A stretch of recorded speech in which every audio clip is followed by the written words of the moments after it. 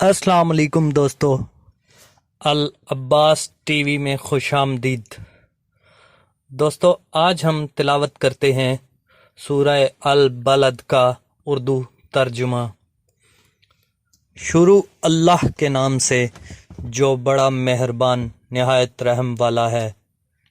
ہمیں اس شہر مکہ کی قسم، اور تم اسی شہر میں تو رہتے ہو، اور باپ یعنی آدم اور اس کی اولاد کی قسم کہ ہم نے انسان کو تکلیف کی حالت میں رہنے والا بنایا ہے۔ کیا وہ خیال رکھتا ہے کہ اس پر کوئی قابو نہ پائے گا؟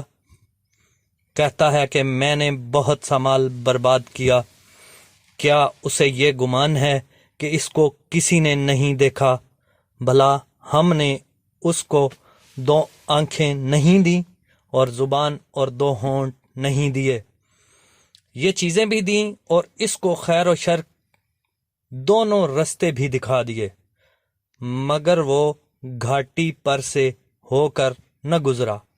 اور تم کیا سمجھے کہ گھاٹی کیا ہے؟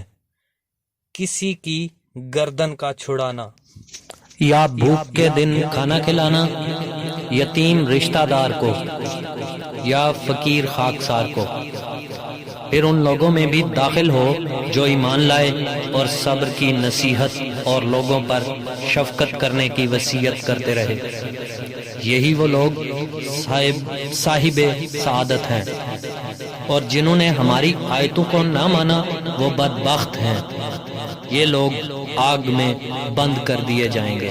صدق اللہ العظیم۔